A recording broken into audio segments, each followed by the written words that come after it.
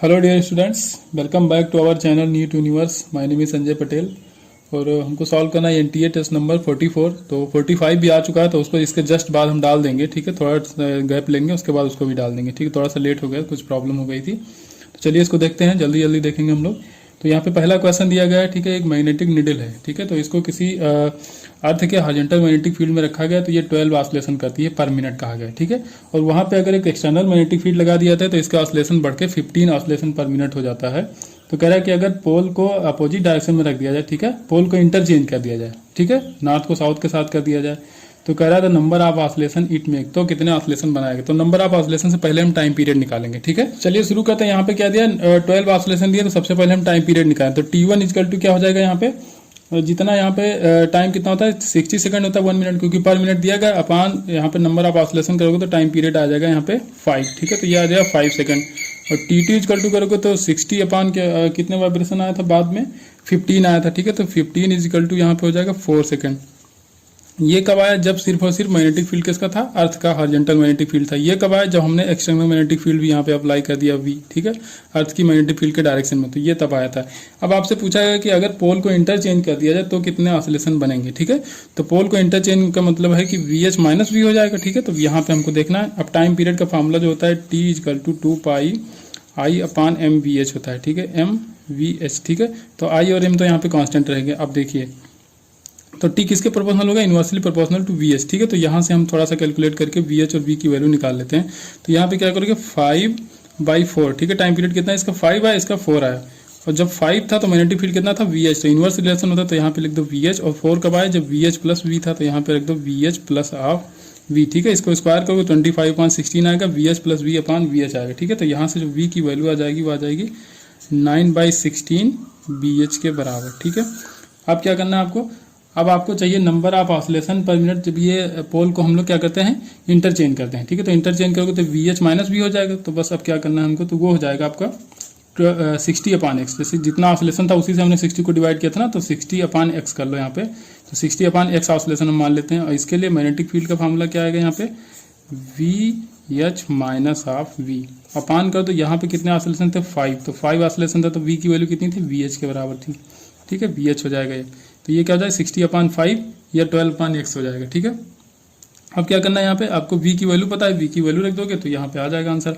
थोड़ा सा और इसको सिंप्लीफाई करते हैं, तो यहाँ पे क्या हो जाएगा, यहाँ पे 60 upon 5x equal to VH upon VH minus of V। ठीक है, तो अब क्या करोगे, यहाँ पे हो जाएगा ऊपर 12 upon x is equal to VH upon VH minus of V। ठीक है, तो यहाँ पे देखिए V अपान VH की वैल्यू आप रख सकते हो। ठीक है, V अपान VH की वैल्यू रख दोगे तो यहाँ पे x की वैल्यू निकल के आ जाएगी। यहाँ से देखिए, यहाँ पे V की वैल्यू आप VH के फॉर्म में रख सकते हो। ठीक है, तो यहाँ पे रखेंगे हम, तो हो जाएगा VH upon VH minus of, यहाँ रखोगे 9/16 VH। ठीक है, तो VH यहाँ पे कॉमन लोगे तो कैंसिल आउट हो जाएगा ऊपर नीचे। ठीक है, तो यहाँ पे बच जाएगा आपका 12 upon x is equal to 1 upon 1 minus 9/16। थोड़ा सा और इसको सिंप्लीफाई करो तो 1 अपान 16 माइनस 9 तो हो जाएगा 7/16, 16 चला जाएगा ऊपर। ठीक है, अब दोनों तरफ स्क्वायर करो, तो स्क्वायर करोगे तो यहाँ पे हो जाएगा 144 upon x square equal to 16/9।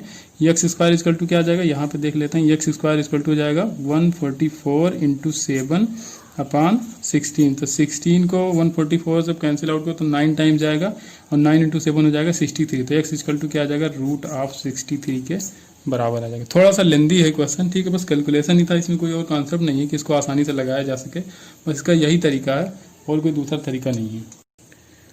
Question number दूसरा, यहाँ पे देखिए आपसे पूछा गया है करंट बताना है आपको। यहाँ पे जो 3 ओम का रेजिस्टेंस है उसमें आपको करंट बताना है। ठीक है, तो अब देखिए, तो ये 3 ओम और ये 6 ओम दोनों लगे हैं पैरेलल में। ठीक है, तो अगर इक्विवेलेंट बनाया जाए तो इसको हटाओ, तो ये दोनों पैरेलल में है, तो एक इक्विवेलेंट रेजिस्टेंस आ जाएगा। 3 और 6 का कितना आता है, जो पैरेलल में होता है तो 2 आता है। ठीक है, 3 इंटू 6 करोगे अपान 3 प्लस 6 करोगे तो 9, यहाँ पे आ जाएगा 2 ओम। ठीक है, तो 2 ओम और ये 1 3 ओम, तो टोटल करंट जो आएगी तो हो जाएगी 12 बाई यहाँ पे 1 + 2 3, तो यहाँ पे आ जाएगा 4 एम्पियर। ठीक है, टोटल करंट कितना 4 एम्पियर फ्लो करेगी, और जो भी करंट निकलेगी तो इसी बैटरी से निकलेगी। तो इस बैटरी का आप निकालो टर्मिनल पोटेंशियल डिफरेंस जो आएगा, तो वही तो यहाँ पोटेंशियल ड्रॉप हो जाएगा, जो इसका TPD होगा इस बैटरी का। देखो यहाँ पे अगर TPD निकालो तो क्या करोगे, इधर से जा रहे हो तो यहाँ पे पहले पॉजिटिव मिला तो V, यहाँ पे करंट की अपोजिट डायरेक्शन में जाओ तो -IR। R कितना है यहाँ पे 1 है और I यहाँ पे 4 एम्पियर है, तो ये आ जाएगा 12 माइनस 4 तो हो जाएगा 8 वोल्ट। ठीक है, तो यहाँ कितना ड्रॉप आ रहा है, 8 वोल्ट यहाँ भी आएगा क्योंकि दोनों पैरेलल में, तो V equal to I R लगाओ, तो 8 volt equal to I into कहाँ निकालना है करंट, 3 ओम में चाहिए तो 3, तो I इक्वल टू आ जाएगा आपका 8/3 एम्पियर के बराबर। क्वेश्चन नंबर 3 है, यहाँ पे ये भी आसान क्वेश्चन है, पोटेंशियोमीटर का क्वेश्चन है। ठीक है, यहाँ पे बैलेंसिंग लेंथ पहले कहा गया है कि यहाँ पे V और C के बीच में जो दिया गया है वो 40 सेंटीमीटर दिया गया है, पोटेंशियोमीटर वायर यहाँ पे।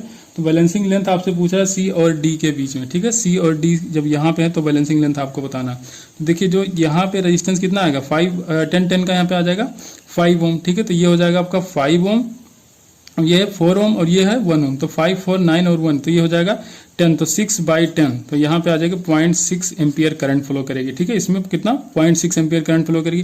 तो यहाँ पे ड्रॉप कितना है भाई, ये पोटेंशियोमीटर वायर है, तो यहाँ पे देखिए ये दिया है 40 सेंटीमीटर, तो 40 सेंटीमीटर। अब यहाँ पे अगर पोटेंशियल ग्रेडियंट हमको पता चल जाए तो उसको लेंथ से मल्टीप्लाई कराते हैं, तो जो ड्रॉप होता है उसके अकॉर्डिंग आता है, तो यहाँ पे कोई डिफ्लेक्शन नहीं आएगा। ठीक है, यही तो होता है पोटेंशियोमीटर का जो मेन फंडा होता है। तो यहाँ पे कितना ड्रॉप आ जाएगा, 10 का 5 ओम, तो 5 ओम रेजिस्टेंस करंट फ्लो कर रही है 0.6 एम्पियर, 0.6 एम्पियर, तो ये किसने ड्रॉप के बराबर है, 40 सेंटीमीटर के बराबर है।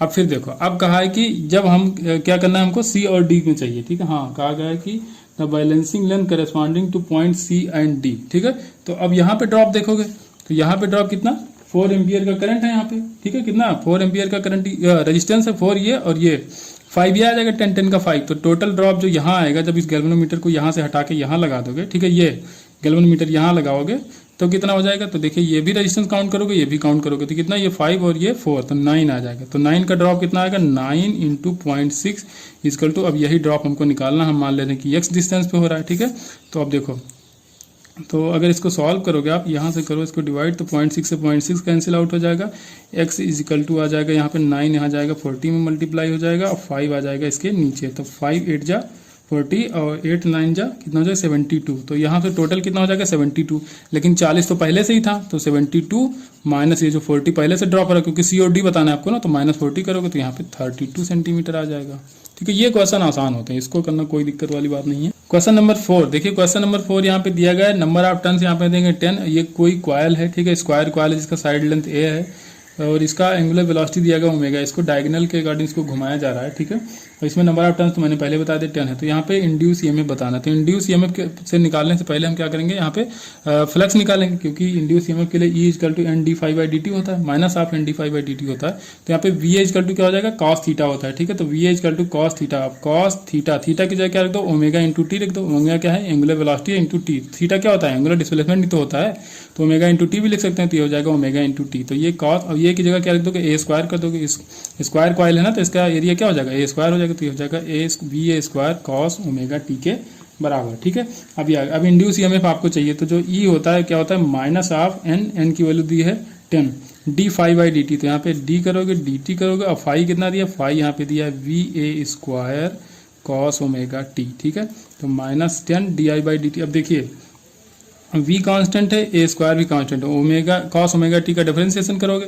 ठीक है, तो ओमेगा तो पहले तो cos का करोगे, तो cos का हो जाएगा साइन, cos का होता है माइनस साइन, तो यहाँ पे हो जाएगा minus of sine omega T, और फिर ओमेगा टी का क्या हो जाएगा, ओमेगा, तो माइनस और माइनस हो जाएंगे प्लस, तो यहाँ पे आ जाएगा 10 VA square omega sine omega T के बराबर। तो यहाँ पे ऑप्शन आपका करेक्ट हो जाएगा डी। क्वेश्चन नंबर 5 यहाँ पे देखिए, एक कंडक्टिंग लेंथ दिया गया L = 1 मीटर, मूव कर रहा है, वेलोसिटी V = 4 मीटर पर सेकंड से। अब ये एंगल इसका कितना है, थीटा जो दिया गया है यहाँ पे 30 डिग्री दिया गया विद द लेंथ के साथ जो थीटा बना रहा है ये 30 डिग्री पे है, जिसकी वेलोसिटी है वो। मैग्नेटिक फील्ड यहाँ पे इनसाइड दिखाया गया है और इंटेंसिटी दी गई 2 टेस्ला के बराबर। ठीक है, तो आपको बताना है पोटेंशियल डिफरेंस कितना होगा। ठीक है, तो ए बी लेंथ कहा गया, तो ये मान लो कि ये है और ये है V, तो यहाँ पे अगर VA माइनस ऑफ VB देखो तो क्या होता है, इनका फार्मूला होता है VL के बराबर होता है। ठीक है, V और L होता है, लेकिन अब देखिए यहाँ पे V तो है और जो ये वेलोसिटी है उसका क्या लेते हैं, परपेंडिकुलर वाला। ठीक है, जो म्यूचुअली परपेंडिकुलर होना चाहिए, इसका लेंथ और इसका जो मैग्नेटिक फील्ड है वो, और जिस डायरेक्शन में आपकी वेलोसिटी है, तो देखिए ये कंपोनेंट अगर हम ले लेंगे तो क्या हो जाएगा, V sin थीटा हो जाएगा। यही तो परपेंडिकुलर होगा, लेंथ के परपेंडिकुलर भी है, मैग्नेटिक फील्ड इनसाइड है तो उसके भी परपेंडिकुलर, तो इसको रखोगे V sin 30 के बराबर। ठीक है, तो V आपको कितना दिया गया, 4 मीटर पर सेकंड दिया गया, इसकी वैल्यू भी रख लो। ठीक है, 2 हो जाएगा, इसका 2 टेस्ला दिया था, इसका हो जाएगा V sin थीटा, तो 4 sin थीटा की वैल्यू 1/2 हो जाएगी, sin 30 है तो 1/2 हो जाएगा, लेंथ करंट दिया 1 मीटर, 2 से 2 कैंसिल, तो जो यहाँ पे आएगा इंड्यूस में कितना आ जाएगा, पोटेंशियल डिफरेंस जो आएगा वो 4 वोल्ट के बराबर आएगा। क्वेश्चन नंबर 6 है, देखिए यहाँ पे ये कई बार पूछा जा चुका है, ठीक है। इस जो एनटीए मॉक टेस्ट देता है इसमें भी पूछा जा चुका है, या एफएमटी में पूछा जा चुका है। तो चलिए देखते हैं इसको। यहाँ पे देखिए ए पॉइंट है, यहाँ पे प्लस क्यू चार्ज है, ये बी पॉइंट है, यहाँ पे माइनस क्यू चार्ज है, माइनस क्यू चार्ज है, और ये डी पॉइंट है, ये सी है।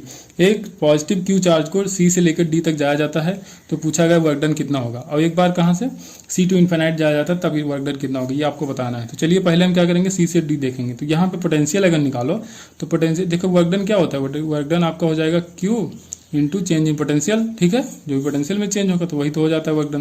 लेकिन अब यहाँ पे पोटेंशियल देखो तो ये प्लस क्यू चार्ज है, ये माइनस क्यू चार्ज, तो यहाँ पे टोटल पोटेंशियल हो जाएगा 0, ठीक है। कितना हो जाएगा पोटेंशियल, यहाँ पे 0। अब ये जब यहाँ पे पहुंच जाएगा तब पोटेंशियल आपको देखना है, ठीक है। तो ये जो पॉइंट है, तो जो ये चार्ज यहाँ आएगा जब, तो इससे कितना 3L डिस्टेंस में और इससे L डिस्टेंस में, बस आपको पोटेंशियल निकाल लेना और क्यू से मल्टीप्लाई करा दोगे तो वर्क डन आ जाएगा, ठीक है। तो देखिए सीधे वर्क डन ही लिखो, वर्क डन CRD, ठीक है। यहाँ से जब हम जा रहे हैं CRD, तो ये हो जाएगा Q इंटू पोटेंशियल में चेंज कितना होगा, ठीक है। तो पोटेंशियल अब यहाँ पे पहले पॉजिटिव वाला देखो तो कितना हो जाएगा, के क्यू अपान कितना डिस्टेंस हो जाएगा 3L, के की वैल्यू आपको पता है 1/4πε0 होता है, माइनस ऑफ माइनस चार्ज कितना है, ये Q है, ठीक है।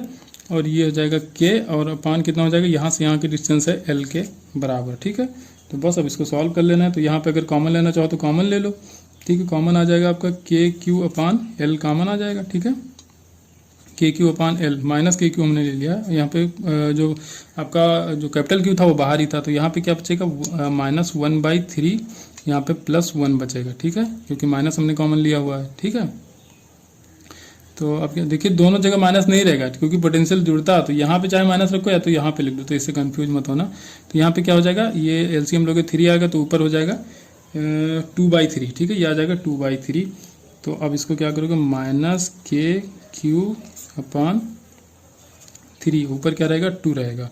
अब के की वैल्यू रख लो, के की वैल्यू रखोगे तो 1/4πε0 हो जाएगा, ठीक है।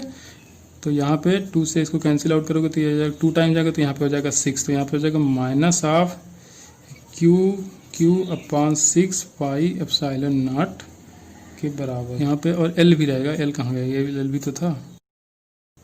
क्वेश्चन नंबर 7, यहाँ पे देखिए कोई इंसुलेटेड चार्ज स्फीयर दिया गया जिसका रेडियस R1 है और दूसरे का R2 है, ठीक है। 2 इंसुलेटेड चार्ज स्फीयर है यहाँ पे, और उसके चार्ज Q1 और Q2 है। तो इनको कनेक्ट किया गया आपस में, ऑप्शन आपसे पूछे गए, 4 ऑप्शन दिए गए, उनमें आपको आंसर बताना है। तो नो चेंज इन एनर्जी, तो भैया देखिए जब चार्ज का फ्लो कब होता है, जब पोटेंशियल डिफरेंस होता है, ठीक है। High potential to low potential में चार्ज का फ्लो होता है, ठीक है। तो अगर पोटेंशियल दोनों का सेम हो जाए तो वहाँ पे कोई एनर्जी लॉस नहीं होगी, ठीक है। जब कोई चार्ज ही फ्लो नहीं होगा तो एनर्जी भी लॉस नहीं होगी।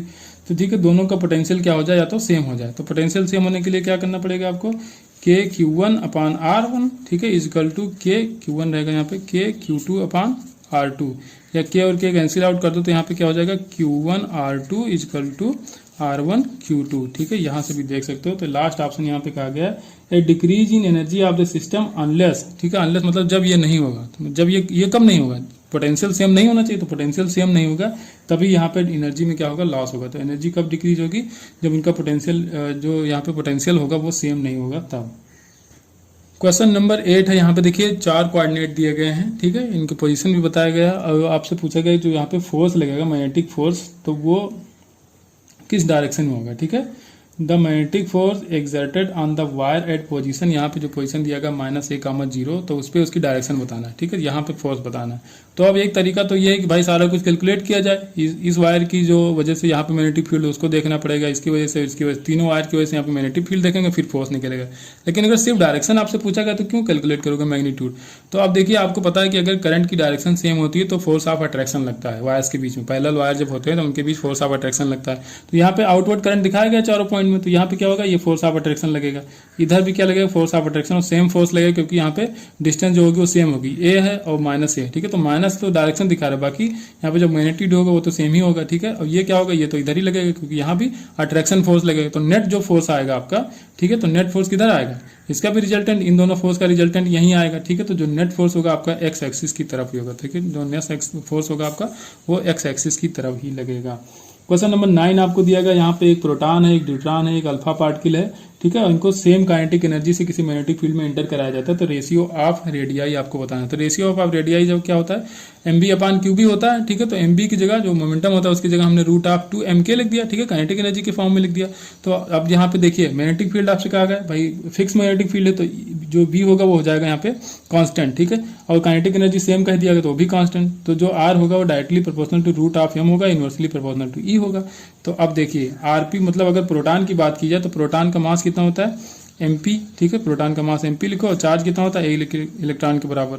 अगर यहाँ पे देखा जाए फिर क्या दिया ड्यूट्रॉन। ठीक है, तो यहाँ पे ड्यूट्रॉन अगर देखोगे तो इसी के हम साथ लिख देते हैं।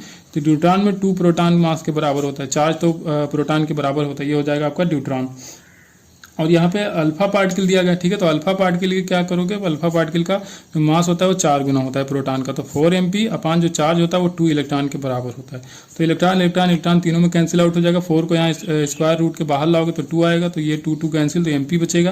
तो mp यहाँ पे हो जाएगा कैंसिल। तो r/d अल्फा का जो रेडियो बोल रहा हूँ रेडियस आएगा तो वो हो जाएगा 1/√2:1। ठीक है, इसको याद कर लो भैया, ये पूछा भी जा चुका है, इंपॉर्टेंट है। तो पहला ऑप्शन यहाँ पे करेक्ट हो जाएगा। क्वेश्चन नंबर 10 है, यहाँ पे दिया गया है आपको सरफेस टेम्परेचर सन और स्टार का। सन का दिया गया 6000 केल्विन और स्टार का दिया गया 2000 केल्विन।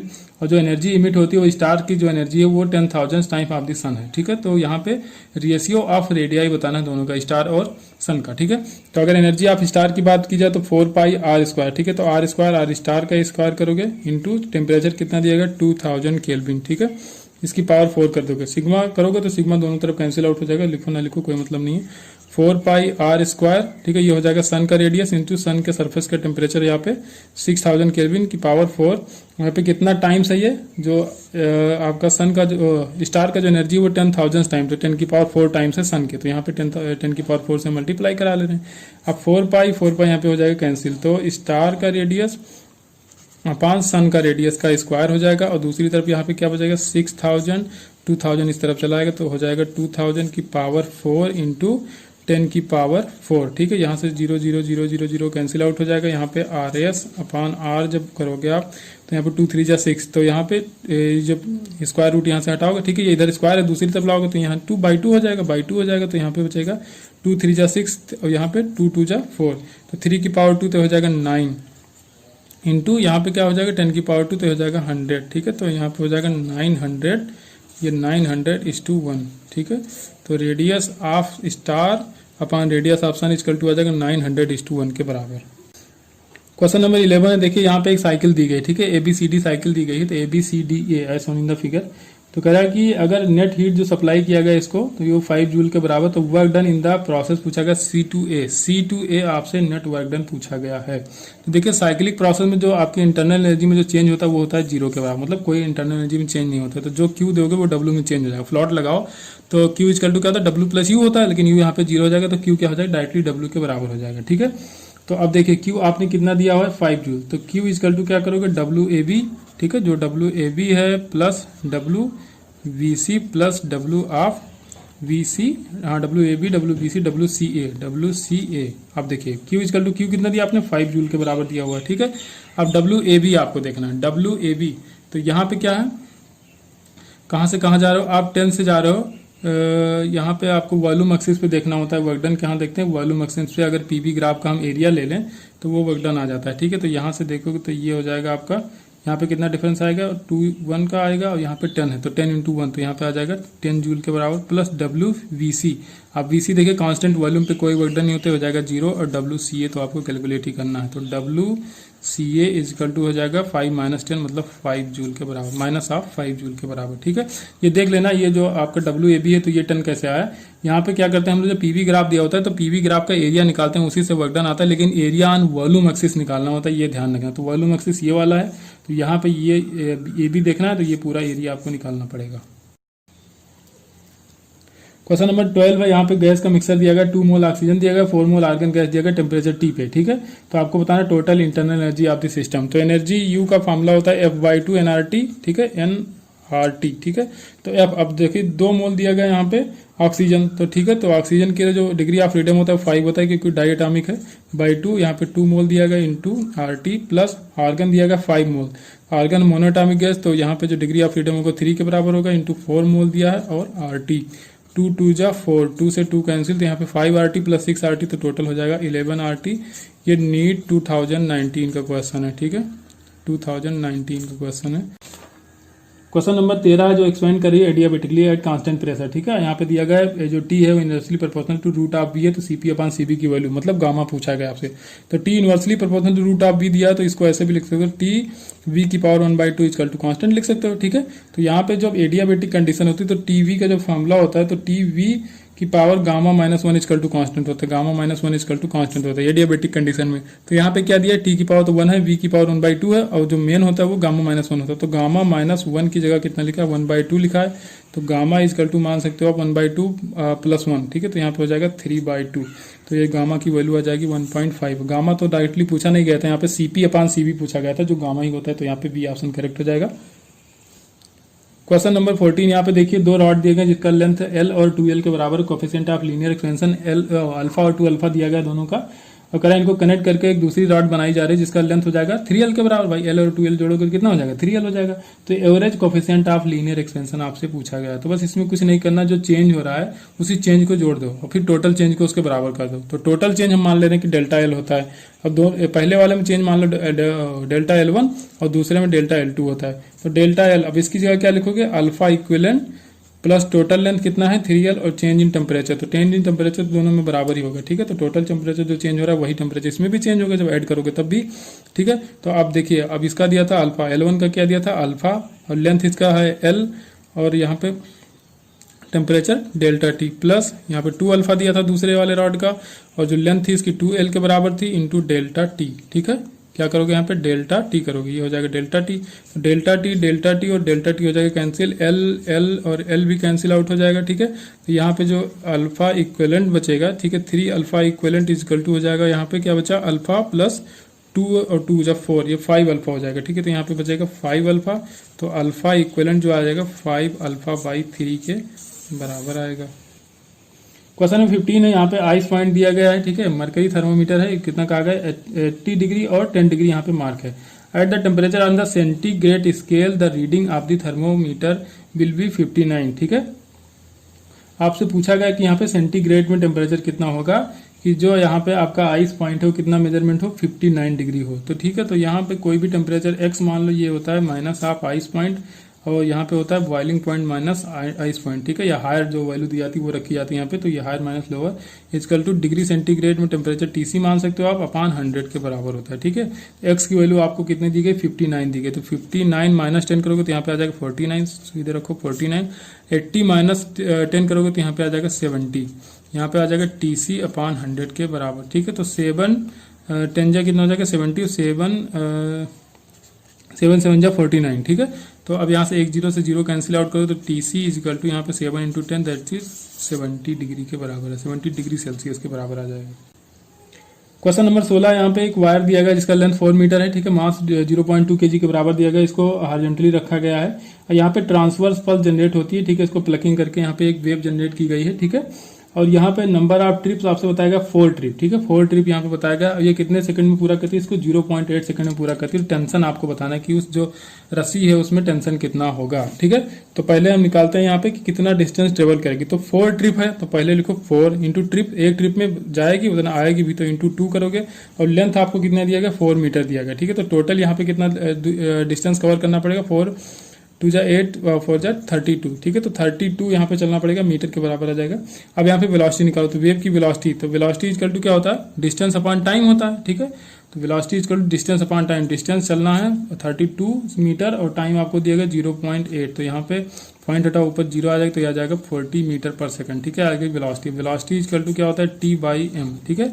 यहाँ पे m या म्यू क्या होता है, यहाँ पे मास पर यूनिट लेंथ होता है, ठीक है। स्क्वायर करो तो हो जाएगा V square mu equal to T के बराबर। तो आपसे यहाँ पे शायद टेंशन ही पूछा गया, हाँ टेंशन ही पूछा गया, तो वेलोसिटी का स्क्वायर करो तो 40 इंटू 40, और म्यू की वैल्यू क्या करोगे आप, total mass upon total length आपको दिया गया है 4 मीटर के बराबर, तो 4 10 जा यहाँ पे 40 हो जाएगा 10 और रूट यहाँ पे 0.2 तो ये हो जाएगा 2 के बाद और 2 इंटू 40 तो ये हो जाएगा 80। ठीक है, तो यहाँ पे कितना आ जाएगा 80 न्यूटन के बराबर आ जाएगा। क्वेश्चन नंबर 17 देखिए, अच्छा क्वेश्चन है। कोई यहाँ पे जहाँ पे स्कूटर से इसको पीछा करा है, ठीक है, ये बस ये 10 मीटर पर सेकंड से जा रही है और ये जब पीछा करना शुरू करता है तो ये 1000 मीटर पीछे है, ठीक है, 1 किलोमीटर पीछे था। तो आपको बताना, ये 100 सेकंड में बस को क्रॉस कर जाता है, ठीक है, 100 सेकंड में बस को क्रॉस कर जाता है। तो आपको यहाँ पे बताना है कि कितनी स्पीड से ये चला होगा, ठीक है, इसकी स्पीड। तो आप देख लो कि जिस टाइम में भाई 100 सेकंड में इसको इसके बराबर चलना पड़ेगा, तो जितनी टाइम जितना डिस्टेंस ये चलेगा उस टाइम में उतनी डिस्टेंस इसको चलना पड़ेगा। तो ये मान लो इसकी वेलोसिटी v है और इंटू टाइम का, तो टाइम 100 सेकंड दिया है, तो इतने टाइम में जितना डिस्टेंस ये कवर करेगा, ठीक है, तो वो हो जाएगा। तो 1000 तो पहले ही बस उससे दूर थी और प्लस 10 मीटर पर सेकंड उसकी स्पीड थी और वो 100 सेकंड वो भी तो आगे चलेगी, वो रुक थोड़ा हो जाएगी, बस तो चलती रहेगी, तो 100 सेकंड उसको भी चलना है। ठीक है, तो यहाँ पे v कोई वैल्यू जो आएगी तो यहाँ पे 1000 है, ये भी 1000 होगा, तो 2000/100 हो जाएगा। ठीक है, 2000/100 तो यहाँ पे आ जाएगा 20 मीटर पर सेकंड के बराबर। तो ये स्कूटीज जो है ये साइकिल बनी हुई है, स्कूटी क्वेश्चन में स्कूटीज कहा गया है, तो ये कितना आ जाएगा 20 मीटर पर सेकंड आ जाएगा। क्वेश्चन नंबर 18 यहाँ पे दिया गया है, कोई मैन है जो इंक्लाइनेशन प्लेन पे मूव करा है। ठीक है, इसका इंक्लाइनेशन दिया गया 37 डिग्री सेल्सियस और स्पीड दी गई 5 मीटर पर सेकंड के बराबर। ठीक है, थोड़ा सा क्वेश्चन बड़ा है, ये लेंदी है बस और कुछ नहीं है। तो यहाँ पे कह रहा है जो रेन इसको फॉलिंग हो रही है इसके ऊपर, वो दिख रही है कि सीधे वर्टिकली गिर रही है। ठीक है, वर्टिकली डाउनवर्ड दिख रही है इसको, रेन कोई है जो इसको वर्टिकली डाउनवर्ड दिख रही है जब ये नीचे की तरफ उतरता है तब। ठीक है, तो इसको कंपोनेंट किया जाए वेलोसिटी के, तो यहाँ पे 5 मीटर पर सेकंड बताया गया, तो यहाँ पे हो जाएगा ये हो जाएगा 37, तो ये भी 37 होगा, तो यहाँ पे हो जाएगा v cos 37। ठीक है, cos 37, तो v की वैल्यू हो जाएगी 5 और cos 37 की वैल्यू होती है 4/5। ठीक है, तो यहाँ पे 5 कैंसिल, तो हो जाएगा 4 मीटर पर सेकंड। अगर डाउनवर्ड की बात करी जाए तो डाउनवर्ड क्या हो जाएगा, sin 37 हो जाएगा, v sin 37, तो v की वैल्यू है 5, sin 37 की वैल्यू 3/5, तो 5 कैंसिल, तो यहाँ पे आ जाएगा 3, तो हो जाएगा -3j, यहाँ पे हो जाएगा -4i के बराबर। अब रेन की बात की जाए तो रेन हम मान लें कि इस तरफ गिर रही है। ठीक है, कोई एंगल बना के गिर रही होगी, तो इसको सिर्फ और सिर्फ वर्टिकल डायरेक्शन में दिखाया जाता है, तो इसको कंपोनेंट करो, तो ये हम मान लेते हैं कि इसका हॉरिजॉन्टल कंपोनेंट है वो a के बराबर हो जाएगा और जो वर्टिकल है वो v, तो -a आ जाएगा और यहाँ पे -v। ठीक है, यहाँ पे जो -a नहीं होगा क्योंकि ये +i डायरेक्शन में, तो ये हो जाएगा +ai, यहाँ पे हो जाएगा -vj के बराबर। ठीक है, तो अब क्या करना है आपको, अब velocity of rain with respect to man देखो, तो velocity of rain with respect to man अगर देखो तो क्या करो, velocity of rain minus velocity of man करोगे, तो वेलोसिटी ऑफ रेन जो दिया गया है ai माइनस ऑफ vj दिया गया है, माइनस वेलोसिटी ऑफ मैन दिया गया -4i -3j के बराबर। ठीक है, अब अगर i और i को एक साथ लिखो तो यहाँ पे अगर इन साइड मल्टीप्लाई करा तो माइनस का तो क्या हो जाएगा, प्लस हो जाएंगे सारे। ठीक है, या यहाँ पे लिख सकते हो ai -vj और +4i और +3j के बराबर। ठीक है, तो यहाँ पे अगर i कॉमन लो तो यहाँ पे हो जाएगा a +4 और यहाँ पे क्या करोगे आप j को अगर कॉमन लोगे तो इसके पास बचेगा 3 - v के बराबर। ठीक है, अब इस कंडीशन में जब ये इंक्लाइनेशन पे नीचे आ रहा है, ठीक है, जो डाउनवर्ड मूव कर रहा है, तो कहा गया है कि सिर्फ और सिर्फ इसकी वेलोसिटी जो दिखती है वर्टिकल दिखती है, मतलब ये वाली तो दिखेगी इसको लेकिन ये नहीं दिखती है। ठीक है, आप क्या रिलेटिव वेलोसिटी देख रहे हो, मतलब सीधे सीधे वर्टिकल दिख रहा है और क्या हो रहा है हॉरिजॉन्टल कोई नहीं दिख रहा है, तो हॉरिजॉन्टल को आपको 0 करना पड़ेगा, तो a + 4 = 0, तो a = आ जाएगा -4, तो a की वैल्यू यहाँ पे निकल के आई -4। अब रेन की वेलोसिटी हमको बतानी है लेकिन a निकला तो अब b भी निकालना पड़ेगा, तो उसके लिए कंडीशन और दी गई, जब ये अप मूव करता है अपवर्ड मूव करता है, तो अब देखिए इसके फिर से कंपोनेंट को, तो यहाँ पे v cos 37 की वैल्यू हो जाएगी 4 के बराबर, यहाँ पे sin 37 ये हो जाएगा 3 क्या होती है, हो जाएगा 3j और यहाँ पे हो जाएगा 4i। ठीक है, फिर से वही करो, velocity of rain with respect to man, तो वेलोसिटी ऑफ रेन में तो कोई चेंज होगी नहीं कि आदमी ऊपर चढ़ने लगा तो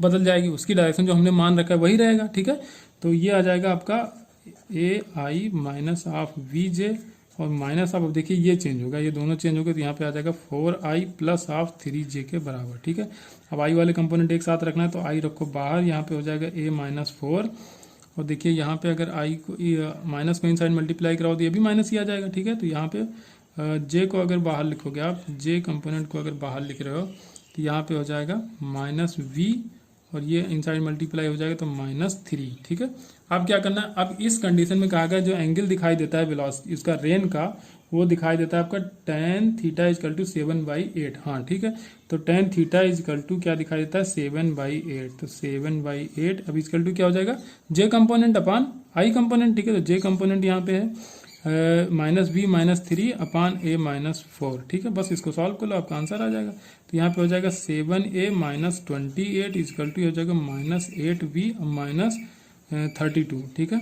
तो 32 इस तरफ आ जाएगा, तो 32 प्लस में आ जाएगा 28 माइनस, तो यहाँ पे जाएगा 4 और यहाँ पे आ जाएगा -8 और ये -7a। ए की वैल्यू आपको दी गई थी -4 के बाद, तो -4 तो माइनस माइनस हो जाएगा कैंसिल, तो यहाँ पे प्लस आ जाएगा, तो कितना हो जाएगा 28 के बराबर आ जाएगा। ठीक है, यहाँ पे थोड़ी सी मिस्टेक को देखिए, 8 3 जा कितना होता है 24 होता है, तो ये आ जाएगा आपका 24 इस तरफ लाओगे। ठीक है, और बाकी चीज़ उस तरफ, तो यहाँ पे आ जाएगा -4। ठीक है, 24 इस तरफ लाओगे तो -28 में माइनस करोगे तो -4 आ जाएगा, और इस तरफ तो -8, और यहाँ पे कितना आ जाएगा +27 4 जा कितना होता है 28, तो 28 इधर लाओगे तो ये प्लस है तो इधर आपको माइनस में, तो -32, तो -32 इक्वल टू -8 भी माइनस माइनस कैंसिल, तो यहाँ से v की वैल्यू आ जाएगी 4। ठीक है, तो a की वैल्यू -4 और v की वैल्यू +4, तो स्क्वायर रूट में करके निकालोगे तो क्या होगा 4 का स्क्वायर प्लस, या यहाँ देख लो तो क्या हो जाएगा, यहाँ पे a की वैल्यू -4 है तो -4i, यहाँ पे कितना है +4 भी है, तो यहाँ पे -4b के बराबर हो जाएगा। तो दोनों का स्क्वायर करोगे तो 4 का स्क्वायर प्लस 4 का स्क्वायर, तो स्क्वायर 4 चौक 16, 4 चौक 16, ये आ जाएगा 32 के बराबर। ठीक है, √32 मीटर पर सेकंड। क्वेश्चन नंबर 29 दिया गया है, यहाँ पे देखिए एक मेटल स्फीयर है जिसको हैंग किया गया है, यहाँ पे एंगल जो बना रहा है थीटा है, यहाँ पे टेंशन टी दिया गया, ये W वेट है, ये नॉर्मल रिएक्शन है।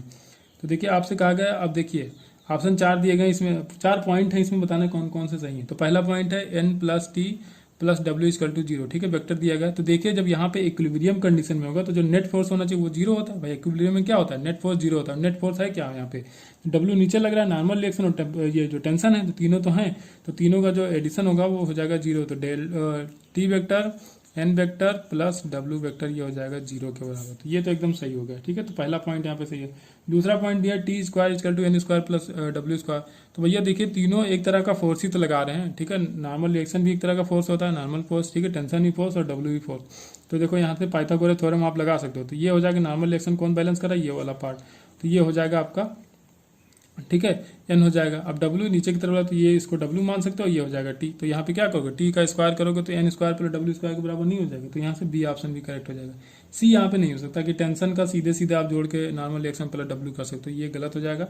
और n = w tan थीटा, तो ये भी देख सकते हो, n को जैसे यहाँ पे अगर कंपोनेंट करो इस थीटा के, तो ये क्या आ जाएगा, अगर यहाँ पे थीटा है तो ये थीटा हो जाएगा, तो ये हो जाएगा आपका t cos थीटा और ये हो जाएगा आपका t sin थीटा। तो t cos थीटा को कौन बैलेंस कर रहा है, w, t sin थीटा को कौन बैलेंस कर रहा है, n। तो t sin थीटा = हो जाएगा n और t cos थीटा = हो जाएगा यहाँ पे w के बराबर। तो यहाँ पे हो जाएगा t कैंसिल, तो आ जाएगा tan थीटा = n/w। ठीक है, tan थीटा = n/w, तो n = क्या हो जाएगा, w tan थीटा के बराबर। तो लास्ट ऑप्शन भी यहाँ पे सही, तो यहाँ पे सही हो जाएगा a, b और d, तो यहाँ पे ऑप्शन सी करेक्ट है। क्वेश्चन नंबर 20 है, कोई बॉल जिसको ड्रॉप किया गया 5 मीटर हाइट से, ठीक है, स्ट्राइक करती है एक लिफ्ट के ऊपर जो मूव कर रही है upward direction with the velocity 1 metre पर second, then the velocity with which the ball rebounds after collision. ठीक है, आफ्टर कोलिजन के बाद वेलोसिटी कितनी होगी उसकी। ठीक है, तो ये आपको बताना है। तो वेलोसिटी जब आप बॉल वहां से 5 मीटर से गिरेगी तो नीचे आएगी, कितना होगा, √2gh के बराबर, √2g की वैल्यू 10 और h की वैल्यू है 5, 5 2 10, 10 10 100, तो ये आ जाएगा 10 मीटर पर सेकंड। तो जब ये इसे कोलिजन होगा तो कितना इसकी वेलोसिटी रहेगी, 10 मीटर पर सेकंड होगी। तो एक कंडीशन मैं आपको बता देता हूँ, जैसे कोई मूविंग ऑब्जेक्ट है, कोई मूविंग ऑब्जेक्ट है जिसका मास जो है ये मास है और ये कोई बॉल है। ठीक है, तो इसका अगर मास बहुत ज़्यादा है बॉल से, जो लिफ्ट का जो मास होगा वो बॉल से कितना होगा, बहुत ज़्यादा होगा। ठीक है, तो अगर मास उसका कंपैरिजन में बहुत ज़्यादा है और ये मूव करते हुए v की स्पीड से आ रहा है, तो जब भी ये टकराएगा तो इसमें जो इसकी वेलोसिटी रहेगी वो वेलोसिटी तो रहेगी। ठीक है, अगर माना 10 मीटर पर सेकंड थी तो उससे वापस आएगा, प्लस जो इस बॉडी की वेलोसिटी होती है उसका दुगना वेलोसिटी वो उसको दे देता है। ठीक है, ये कंडीशन याद कर लो, इसको सॉल्व करने कोई मतलब नहीं है। ठीक है, तो इसको ऐसे याद रखो, ये क्या करता है, अपनी डबल वेलोसिटी और उसको दे देता है। जैसे लिफ्ट है तो लिफ्ट का मास जो है तो बॉल के कंपैरिजन में बहुत ज़्यादा, तो ये क्या करेगा, अपने डबल वेलोसिटी के बराबर उसको और ऐड करा देगा। तो इसकी वेलोसिटी कोलिजन के टाइम थी 10 मीटर पर सेकंड और इसकी 1 थी, तो 1 और 1 ये अपने डबल देगा, तो +2 इसमें और ऐड हो जाएगा, तो ये हो जाएगा 12 मीटर पर सेकंड। ठीक है, इसका तरीका है, तो यहाँ पे इलास्टिक कोलिजन कहा गया है, तो कोएफिशिएंट ऑफ रेस्टिट्यूशन से आप लगा सकते हो, v1 - v2 = e u2 - u1 कर लोगे। ठीक है, तो यहाँ से निकालोगे तो जो v1 की वैल्यू आएगी वो भी आ जाएगी 12 मीटर पर सेकंड, लेकिन इसको याद कर लो तो आपको सॉल्व करने की जरूरत नहीं पड़ेगी। क्वेश्चन नंबर 20, कोई स्टोन है 500 ग्राम का, ठीक है, इसको ड्रॉप किया गया हाइट, जिसको टावर का हाइट दिया गया 100 मीटर, और साइमल्टेनियसली कोई अनदर स्टोन है जिसका वेट 1 kg है, मास 1 kg है, इसको हार्जेंटली थ्रो किया गया। ठीक है, अब यहाँ से मान लो कि ये यही मान लो, ठीक है, ये इसको क्या किया, हार्जेंटली फेंका गया और इसको डाउनवर्ड छोड़ा गया। ठीक है, ड्रॉप किया गया। तो देखिए मतलब कि जो आपका वर्टिकल वेलोसिटी वो दोनों की 0 होगी, इनिशियल वर्टिकल वेलोसिटी दोनों की 0 होगी। तो आफ्टर 3 सेकंड पूछा गया है कि उनका सेंटर ऑफ मास क्या होगा, ठीक है, क्या होगा। और जो उसकी वेलोसिटी दी गई 10 मीटर पर सेकंड, तो 10 मीटर पर सेकंड तो हॉरिजॉन्टल वेलोसिटी है ना, तो वर्टिकल वेलोसिटी से हमको मतलब है, क्योंकि नीचे इसको कौन लेके आएगा, वर्टिकल वेलोसिटी लाएगी। तो जितना नीचे 3 सेकंड बाद ये आएगा उतना ही ये आएगा, ठीक है, ये प्रोजेक्टाइल करते हुए आएगा, सीधा आएगा। तो हाइट निकालो तो क्या हो जाएगा 1/2 हाफ जी टी स्क्वायर, जी की वैल्यू 10, टी की वैल्यू आपको 3 दिया, 3 का स्क्वायर 9, तो 2 5 जा 9, तो 9 5 जा 45, तो ये आ जाएगी 45। तो 45 तो आ जाएगी ऊपर से, ठीक है, लेकिन नीचे से अगर देखोगे तो यहाँ कितना बचेगा 55 सेंटीमीटर, इसका भी कितना बचेगा 55। देखिए मीटर दिया कि हाँ मीटर दिया है, मीटर मान लो। अब सेंटर ऑफ मास चाहिए तो क्या करोगे, m1h1 प्लस m2h2 प्लस अपान m1 प्लस m2, तो ये निकालोगे तो यहाँ पे 55 ही आएगा, ठीक है। सॉल्व करके देख लेना, कोई दिक्कत नहीं, इसमें वही आएगा। 22 है, यहाँ पे कोई यूनिफॉर्म चेन है जिसका लेंथ कैपिटल एल दिया गया है, मास कैपिटल एम दिया गया है, ठीक है, इसको स्मूथ टेबल पे रखा गया है।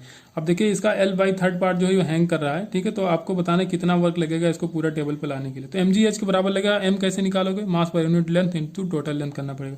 तो मास पर यूनिट मास आपको m दिया गया है और आपका टोटल लेंथ l है, कितने पार्ट का मास आपको देखना है L/3 का, तो यहाँ पे करोगे L/3, तो मास कितना आ जाएगा m/3 के बराबर, ठीक है, ये m है, m/3 मास आ गया, ठीक है। अब इसका सेंटर ऑफ मास कितनी हाइट पे होगा, जितना इसका पूरा हाइट होगा उसके आधे पे, ठीक है, सेंटर में होगा इसका सेंटर ऑफ मास, तो L/6 हाइट पे है इसका सेंटर ऑफ मास। तो mgh लगाइए, m की वैल्यू m/3, g की वैल्यू तो कहीं चेंज नहीं होगी, ठीक है, और h कितना रखोगे, सेंटर ऑफ मास की हाइट, तो L/6 रखोगे, तो mgl/18 आ जाएगा, mgl/18 के बराबर।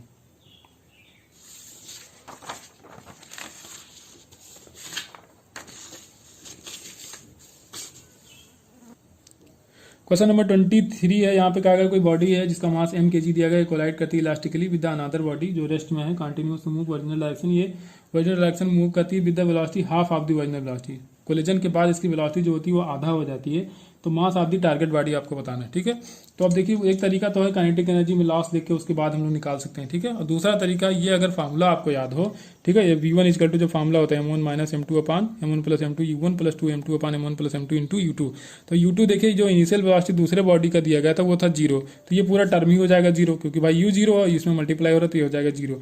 और जो v1 दिया गया आफ्टर कोलिजन कहा गया कि सेम डायरेक्शन में मूव करे लेकिन वेलोसिटी कितनी हो जाती है आधी, तो जो u1 है u1 के आधी हो जाएगी वेलोसिटी, तो इसको लिख दो u1/2, बस ये क्वेश्चन लग गया।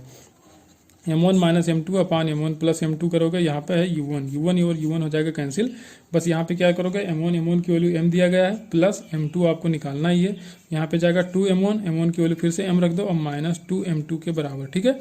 तो अब क्या करोगे, यहाँ पे m2 है, ये माइनस m2 है, तो इसको इस तरफ ले तो हो जाएगा 3m2, ठीक है, 3m2 m को 2m में माइनस करो तो हो जाएगा m, तो m2 की वैल्यू हो जाएगी m/3 के बराबर, ठीक है। तो ये फार्मूला याद कर लेना, अगर v2 के लिए आए तो m2 माइनस m1 हो जाएगा, यहाँ पे u2 हो जाएगा, यहाँ पे u1 हो जाएगा, यहाँ पे m1 हो जाएगा, बस, ठीक है, थोड़ा सा चेंज होता है तो u2 भी, तो ये याद रखो, दूसरा खुद ही याद हो जाता है। क्वेश्चन नंबर 24, यहाँ पे कहा गया कोई पार्टिकल है, ठीक है, इसको इनिशियल स्पीड दी गई u के बराबर, तो यहाँ पे ये स्मूथ है, ठीक है, ये जो सर्कुलर पाथ दिया गया स्मूथ है, इसका रेडियस 1 मीटर दिया गया है, तो ये इतनी वेलोसिटी इसको दी गई कि जस्ट कंप्लीट कर ले, सर्किल को जस्ट कंप्लीट कर ले, ठीक है। तो acceleration of the particle when its velocity is vertical, कि एक्सेलरेशन आपसे पूछा गया जब ये वर्टिकल डायरेक्शन में इसकी वेलोसिटी हो जाए, तो यहाँ से जब थ्रो करोगे तो इसकी वेलोसिटी इस तरफ होगी, जब इस पॉइंट पे पहुंचेगा तब इसकी वेलोसिटी वर्टिकल हो जाएगी, तो यहीं पे आपको बताना है एक्सेलरेशन, ठीक है।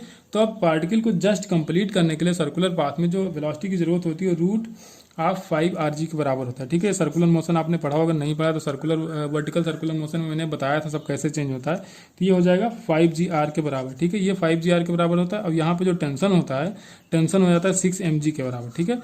अब देखिए जो वेलोसिटी होती है वो 2 से कम होती है, अगर यहाँ इस पॉइंट पे आओगे तो यहाँ पे हो जाएगा 3gr के बराबर और यहाँ पे हो जाएगा gr के बराबर, ये होती है वेलोसिटी में चेंज।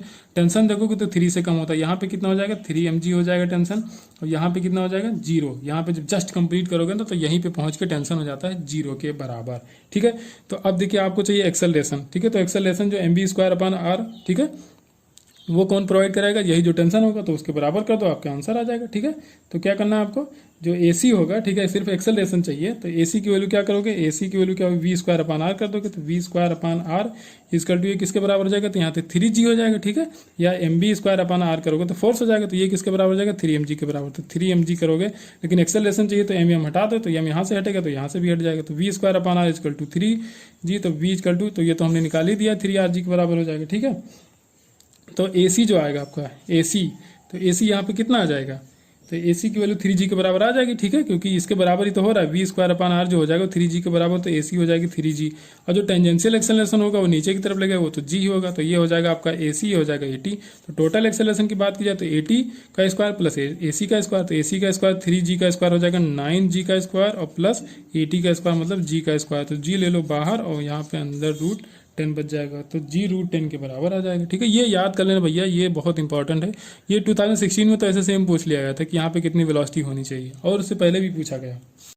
क्वेश्चन नंबर 25 दिया गया है, कोई बॉडी जिसका मास m है, इसको ले जाया जा रहा है, ठीक है, from the surface of earth to height h equal to radius of earth, ठीक है। द इंक्रीजिंग पोटेंशियल एनर्जी, भैया ये फॉर्मूला सीधे याद रखो, पोटेंशियल एनर्जी का जो थोड़ा ले जाया जाता है, mgh/1 प्लस h/r, ठीक है। तो mgh कितना, r हाइट के बराबर लिया जाता है, 1 प्लस r/r करोगे, ये हो जाएगा mgr/2, mgr/2 के बराबर।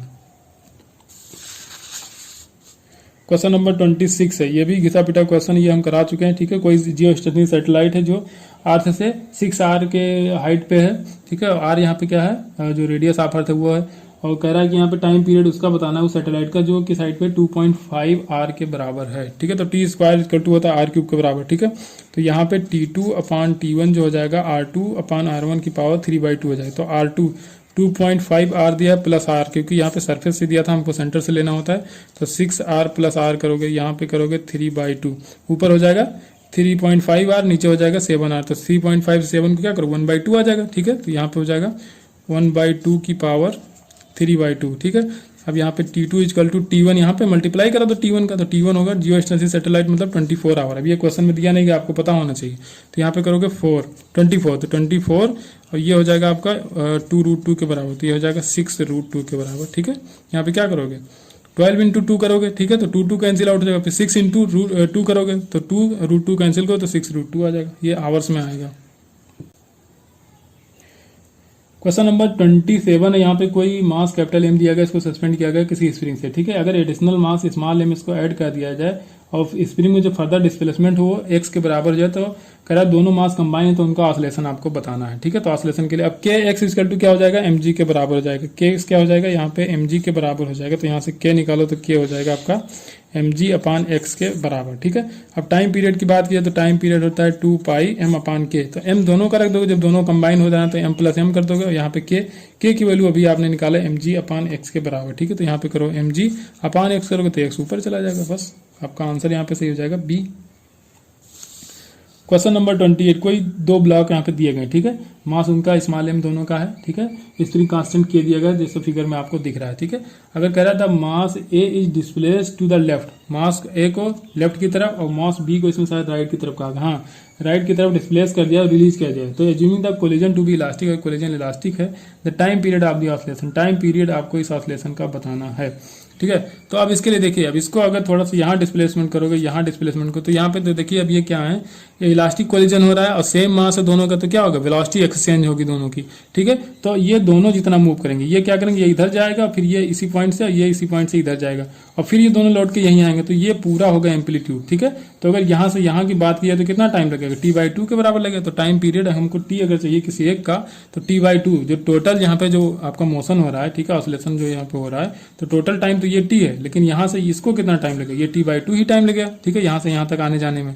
तो यहाँ पे टोटल टाइम पीरियड नहीं निकालना, t/2 निकालना, ये पढ़ना था आपको। तो t इक्वल टू क्या हो जाएगा, यहाँ पे जो मेन फार्मूला होता है 2πm/k होता है, ठीक है, लेकिन यहाँ पे हमको 1/2 चाहिए, ठीक है, तो 1/2 कर लो तो 2 से 2 कैंसिल आउट हो जाएगा, तो ये हो जाएगा πm/k के बराबर, ठीक है, π√m/k।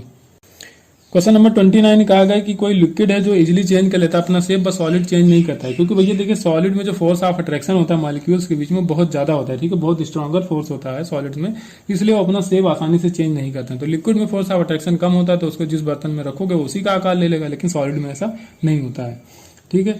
मूव करते हैं क्वेश्चन नंबर 30। क्वेश्चन नंबर 30 दिया गया the graph between the mass of liquid inside the capillary and radius of the capillary, ठीक है। तो देखिए भैया जो मास होता है, तो मास को हम क्या लिख सकते हैं, डेंसिटी इंटू वॉल्यूम, तो ठीक है, यहाँ पे लिखो πr², ये हो जाएगा क्रॉस सेक्शनल एरिया, अगर हाइट से मल्टीप्लाई करा दो तो ये हो जाएगा पूरा वॉल्यूम, ठीक है, इंटू वॉल्यूम इंटू डेंसिटी करोगे तो मास क्या होता है, वॉल्यूम इंटू डेंसिटी। तो अब देखो अब अगर इसकी बात की जाए कितना हाइट तक राइज करता है तो होता है 2t cos थीटा। किसी कैपिलरी में कितना हाइट तक वाटर राइज करता है, लिक्विड राइज करता है, वो फॉर्मूला होता है H=2t cos theta upon rho R G, rho R into G. ठीक है, तो अब यहाँ से अगर आर को इस तरफ ले आओ तो हो जाएगा एच आर। ठीक है, तो यहाँ से आर कैंसिल आउट हो जाएगा, बाकी चीजें कांस्टेंट होती है भाई, रो भी कांस्टेंट होता है, जी भी कांस्टेंट होगा और सरफेस टेंशन भी कांस्टेंट होता है, थीटा भी कांस्टेंट। भाई किसी एंगल पे रख दोगे वहीं पे तो देखोगे, तो एच आर होता है कांस्टेंट। तो एम इजकल टू यहाँ पे रख दोगे आप pi H R D into R कर दो। ठीक है, तो यहाँ पे देखिए एच आर तो कांस्टेंट होता ही है, यहाँ से हमने देख लिया, और पाई भी कांस्टेंट है, और डी यहाँ पे क्या है जो आपका डेंसिटी। ठीक है, डेंसिटी भी यहाँ पे कांस्टेंट है। तो ये किसकी डेंसिटी हो जाएगी, ये आपसे पूछा गया है, हाँ जो मास दिया गया ना उसकी डेंसिटी होगी, जो यहाँ पे स्फेरिकल बॉल दिया होगा उसकी डेंसिटी होगी। ठीक है, तो अब यहाँ पे m जो हो जाएगा वो डायरेक्टली प्रोपोर्शनल टू r हो जाएगा। ठीक है, m यहाँ पे क्या हो जाएगा, डायरेक्टली प्रोपोर्शनल टू r। आप यहाँ पे r स्क्वायर कर सकते थे लेकिन r स्क्वायर नहीं होगा, r होगा, तो m directly proportional to r है, तो यहाँ पे जब ग्राफ बनाओगे तो सीधे ग्राफ ये बन जाएगा। ठीक है, ये हो जाएगा मास, ये हो जाएगा रेडियस। क्वेश्चन नंबर 31 यहाँ पे देखिए कहा गया है कि for a sphere made out certain material. ठीक है, मटेरियल बताया गया किसी मटेरियल से बना हुआ है, मास इसका नहीं दिया गया तो इसका मोमेंट ऑफ इनर्शिया होगा किसके प्रोपोर्शनल होगा। भैया मास नहीं दिया गया तो सीधे अगर आप आई देखो तो क्या होता है 2/5 mr स्क्वायर होता है, लेकिन अब मास नहीं देगा तो इसको क्या करोगे, अब वॉल्यूम इंटू डेंसिटी करोगे, वॉल्यूम करने के लिए 4/3 पाई आर क्यूब इंटू डेंसिटी और ये आर स्क्वायर, तो बाकी सारी चीजें हो जाएंगी कांस्टेंट, आर स्क्वायर और ये आर क्यूब और स्क्वायर, तो जो आई होगा वो डायरेक्टली प्रोपोर्शनल टू आर की पावर 5 होगा। पहला ही ऑप्शन आपको आर स्क्वायर दिया है तो आप गलत कर सकते थे यहाँ पे, लेकिन मास दिया ही नहीं गया, मास को ऐसे कैसे कांस्टेंट मान लोगे आप। क्वेश्चन नंबर 32 यहाँ पे कोई प्रोजेक्टाइल इसको फायर किया गया है, v इक्वल टू नहीं वी नॉट वेलोसिटी दी गई 60 डिग्री एंगल पे with the horizontal at the top trajectory it explode into 3 fragment. ठीक है, ये 3 पार्ट में टूट जा रहा है, तो फर्स्ट जो फ्रेगमेंट है वो रिट्रेस करता है अपने पाथ को, ठीक है, वो अपने पाथ पे वापस आ जाता है। सेकंड जो है वो मूव करता है vertically upward with the speed 3v/2 the speed of the third fragment. तीसरे फ्रेगमेंट की स्पीड आपको बतानी है। तो मोमेंटम देखा जाए तो इनिशियल मोमेंटम जो रहा होगा, ठीक है, जब हाईएस्ट पॉइंट पर हो तो सिर्फ और सिर्फ हॉरिजॉन्टल वेलोसिटी रहेगी, ये मान लो वर्टिकल पाथ सड़क, ये क्या कहते हैं प्रोजेक्टाइल पाथ है इसका। ठीक है, तो यहाँ पे वेलोसिटी जो हाईएस्ट पॉइंट पे होती है सिर्फ और सिर्फ वर्टिकल डायरेक्शन में, हॉरिजॉन्टल डायरेक्शन में रहती है, वर्टिकल बोल रहा हूँ। तो यहाँ पे जो रहा होगा तो ये 3mv0/2, ठीक है, क्योंकि cos थीटा होता है, v cos थीटा होता है ना, तो इंटू आई कर लो। ठीक है, आई डायरेक्शन में बाई 2 कैसे किया हमने, v0 थी cos थीटा cos 60 की वैल्यू 1/2 होती है। ठीक है, तो ये अब देखो मोमेंटम बराबर करना है mv0/2। ठीक है, ये क्योंकि हमने क्योंकि कहा गया है कि जो यहाँ पे आपका पहला फ्रेगमेंट है वो क्या करता है, अपने पाथ को रिट्रेस करता है। ठीक है, रिट्रेस करेगा तो ये उल्टा भागना चाहेगा। ठीक है, तो इसकी velocity minus of v/2, velocity भी दिया गया था v/2 से। ठीक है, तो ये हो जाएगी माइनस ऑफ v/2 और यहाँ पे आई भी कर दो। ठीक है, माइनस आई हो जाएगा प्लस m एक और पार्ट के लिए जो वो क्या वर्टिकली ऊपर की तरफ चला जाता है, वेलोसिटी उसकी दी गई 3v/2, 3v0/2 ऊपर जाएगा तो j डायरेक्शन हो जाएगी।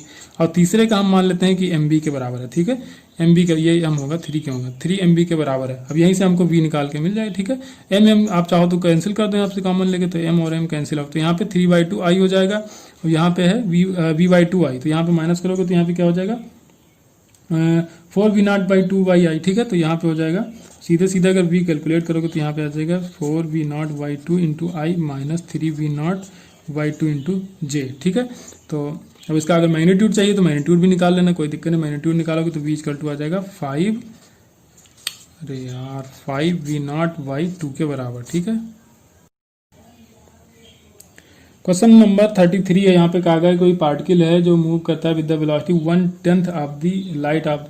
ठीक है, लाइट की जो वेलोसिटी है उसके 1/10वें भाग से मूव करता है, तो आपको बताना है कि कितने टाइम में न्यूक्लियस को क्रॉस करेगा। ठीक है, तो न्यूक्लियस को क्रॉस करने के मतलब डिस्टेंस आपको बताना, टाइम बताना है। टाइम इक्वल टू क्या हो जाएगा, डिस्टेंस अपॉन वेलोसिटी। डिस्टेंस होती है लेकिन न्यूक्लियस जो होता है वो उसका जो रेडियस होता है 10⁻⁻15 के ऑर्डर में होता है। ठीक है, लेकिन रेडियस तो आपको पार करना नहीं, जब भाई पूरा न्यूक्लियस क्रॉस करो तो पूरा डायमीटर क्रॉस करना पड़ेगा, तो इंटू 2 कर दो और आपको शायद स्पीड दी गई 1/10 मतलब 3 × 10⁻7 कर दो, बस इसका t निकालोगे t⁻22 यहाँ से आता है, लेकिन ऑप्शन आपको 21 दिया गया तो ऑप्शन यही टिक करना पड़ेगा आसपास यही, तो ये -21 हो जाएगा। ठीक है, सॉल्व करोगे तो यहाँ पे आ जाएगा 2/3 × 10⁻22 आता है। ठीक है, तो इसको जब आउट करोगे तो पॉइंट में आएगा। ठीक है, तो आउट भागना चाहिए, वहाँ पे पॉइंट 23 होना चाहिए, लेकिन यहाँ पे ऑप्शन में 21 आपको दिया गया है।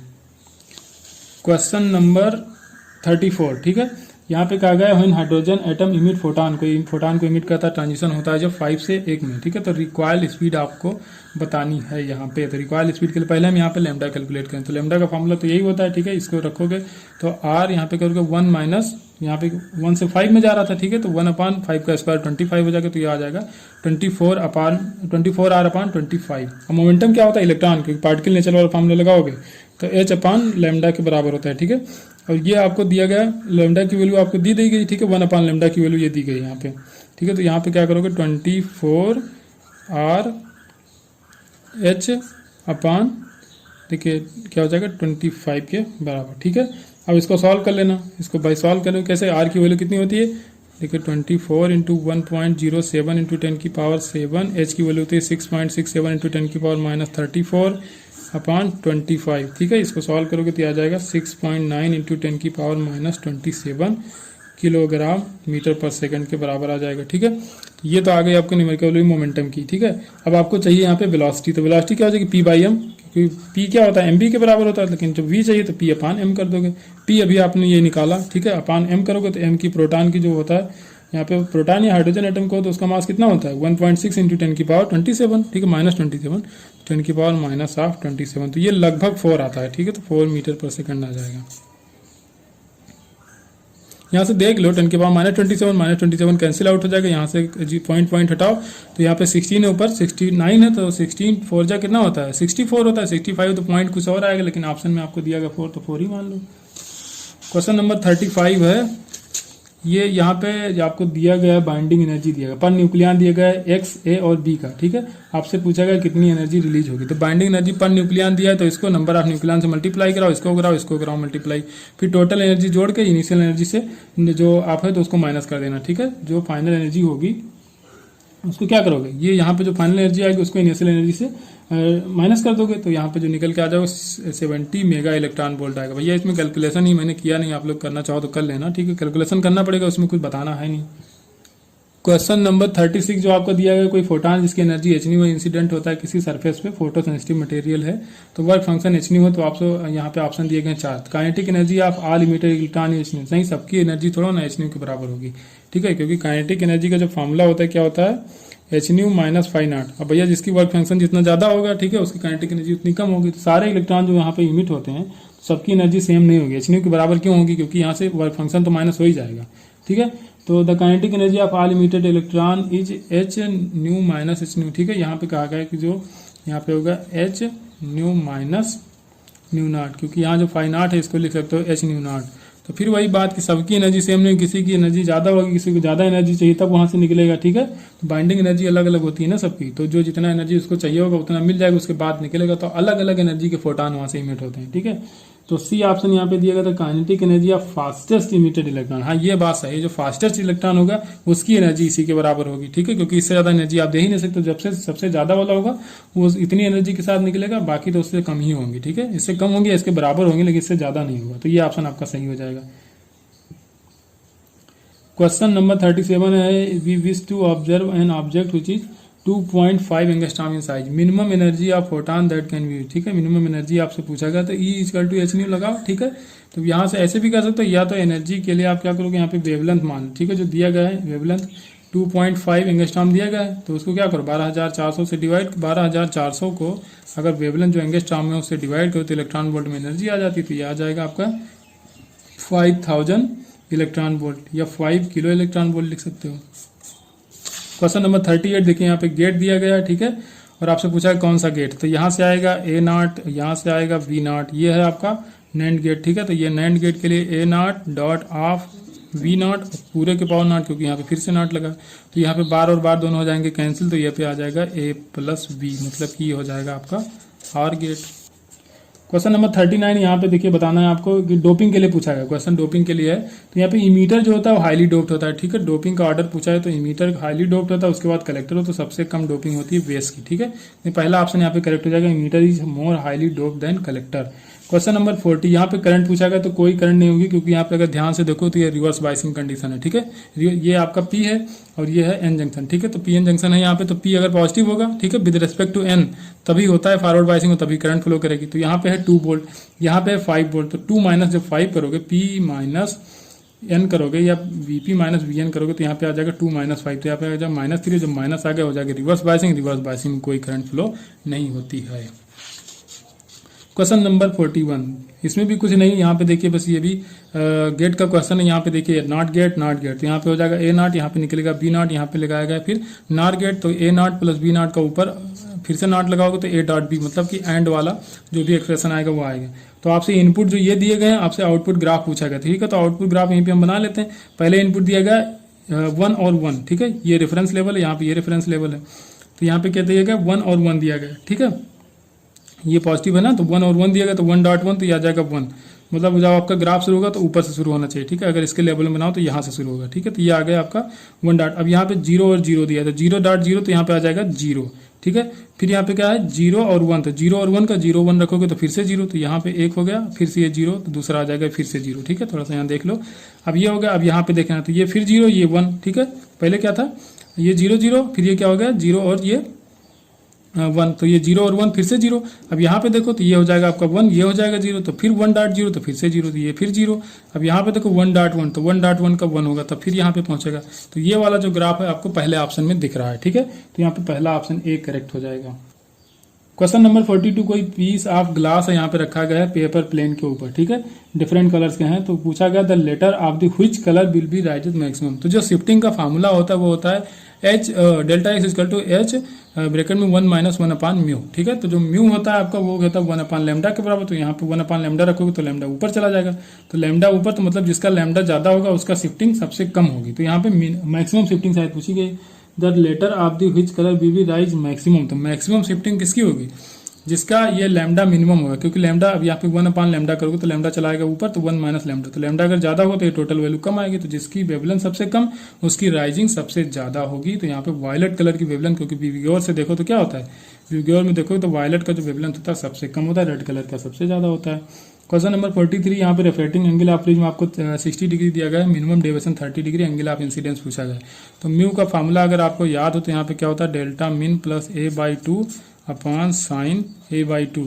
देखिए तो म्यू क्या होता है, जो इंसिडेंट एंगल होता है अपान रिफ्लेक्टिंग एंगल होता है, ठीक है, इमरजेंट एंगल होता है, ठीक है। तो ये एक तरह से साइन आई होता है, ठीक है, sine i upon sine r. तो साइन आई की जगह क्या होता है डेल्टा मिन प्लस a/2, तो इसकी जगह क्या दिया 60 डिग्री दिया गया, तो डेल्टा मिन की वैल्यू 30 दी गई, प्लस जो रिफ्लेक्टिंग एंगल दिया गया 60 डिग्री प्लस बाई 2, ये क्या हो जाएगा आपका एंगल ऑफ इंसिडेंस, ठीक है। एंगल ऑफ इंसिडेंस की जगह पे ये इतना लिखा होता है, तो यहाँ पे 60 और 30 हो जाएगा 90/2 हो जाएगा 45 के बराबर, यहाँ पे आ जाएगा 45 डिग्री।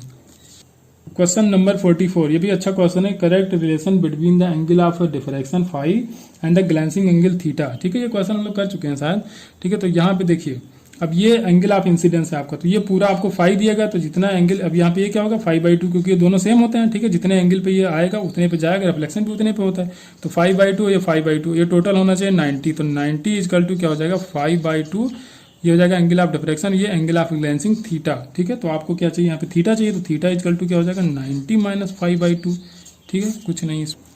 क्वेश्चन नंबर 45, देखिए यहाँ पे आपको बताना है कि क्वेश्चन दिया गया मैक्सिमम इंटेंसिटी यंग्स मॉडुलस का दिया गया I0 के बराबर, डिस्टेंस बिटवीन स्लिट के बीच d = 5 लैम्डा दिया गया, लैम्डा यहाँ पे वेवलेंथ के बराबर है, ठीक है। और जो कैपिटल D दिया गया है स्लिट और स्क्रीन के बीच का डिस्टेंस वो 10d के बराबर दिया गया है। तो आपको बताना the intensity of the slit in the front of the one of the slit, मतलब कि इस स्लिट के सामने, किसी भी स्लिट के सामने बताना, तो हम इसको मान लेते हैं, तो ये टोटल d है, ठीक है। तो ये इसके सामने कितना होगा y = ये हो जाएगा d/2, ठीक है। तो अब चलिए शुरू करते हैं इसको। तो अगर 4i के बराबर देखा जाए तो होता है मैक्सिमम इंटेंसिटी, तो मैक्सिमम इंटेंसिटी आपको I0 दे दिया गया, ठीक है। तो ये तो हो गया 4i = I0। अब हम अगर फेज डिफरेंस निकाल लें यहाँ पे कि फेज डिफरेंस कितना आएगा, तो इंटेंसिटी हमको पता चल जाए, ठीक है। तो फेज डिफरेंस फाई के लिए क्या करेंगे 2π/λ इंटू पाथ डिफरेंस, ठीक है। क्या करेंगे पाथ डिफरेंस, मतलब कि डेल्टा x रखना पड़ेगा हमको, ठीक है। अब डेल्टा x इक्वल टू क्या होता है delta x upon D equal to होता है y अपान डी, ठीक है। तो डेल्टा x की जगह क्या लिख सकते हो आप y d अपान डी, तो यहाँ पे रखो डेल्टा x की जगह, तो 2π/λ यहाँ पे रखोगे y d अपान कैपिटल D, ठीक है। तो 2π/λ और y की जगह क्या रखोगे d/2, क्योंकि d/2 दिया हुआ है तो d/2 रखो, और यहाँ पे d तो कितना दिया है 5 लैम्डा दिया गया, ठीक है। तो ये रख दो, या तो अभी डी ही रहने दो, ठीक है। और डी को दिया गया 10d के बराबर, तो यहाँ पे रखो 10d, तो डी और डी हो जाएगा कैंसिल आउट, तो यहाँ पे 2 चलाएगा नीचे, ठीक है। या d/2 है, यहाँ पे 2 है तो 2 कैंसिल आउट कर दो। तो यहाँ पे ऊपर क्या बचा रहेगा 5 = टू, यहाँ पे बचा है पाई और एक d बचा रहेगा बाई 10, ठीक है, बाई 10 और d की वैल्यू, लैम्डा भी तो बचा है यहाँ पे लैम्डा, और यहाँ पे ऊपर बचा d, और d की वैल्यू क्वेश्चन में दी गई 5 लैम्डा, ठीक है। इसको कॉमन सेंस से हम लगा रहे हैं, कोई फार्मूला यूज नहीं कर रहे हैं। तो ये लैम्डा लैम्डा हो जाएगा कैंसिल, 5 से कैंसिल करोगे तो ये आ जाएगा π/2, ठीक है। तो यहाँ पे π/2 है, तो i = टू देखोगे तो क्या हो जाएगा i1 + i2 या i + i + 2 i1 i2 cos 5 और cos 90 की वैल्यू होती है 0, तो ये पूरा टर्म हो जाएगा 0, तो यहाँ पे आ जाएगा 2i। तो यहाँ पे जो i डैश आएगा तो वो 2i के बराबर आ जाएगा, ठीक है। तो i0 किसके बराबर है 4i के बराबर है, i डैश है 2i के बराबर, तो i डैश किसके बराबर हो जाएगा i0/2 के बराबर हो जाएगा, ठीक है। तो यहाँ पे जो i डैश आएगा वो i0/2 के बराबर आ जाएगा। ये रहा पेपर नंबर आपका 44, 45 भी आ चुका है, उसको हम लोग सॉल्व कर लेंगे जल्दी, उसको हम अपलोड कर देंगे, ठीक है। तो चलिए चैनल को आप लोग देखते रहिए, ऐसे ही वीडियोस को शेयर कीजिए अपने फ्रेंड के साथ, जिससे कि ज़्यादा से ज़्यादा लोगों को इसका बेनिफिट मिल सके। मिलते हैं नेक्स्ट वीडियो में, अभी के लिए थैंक यू।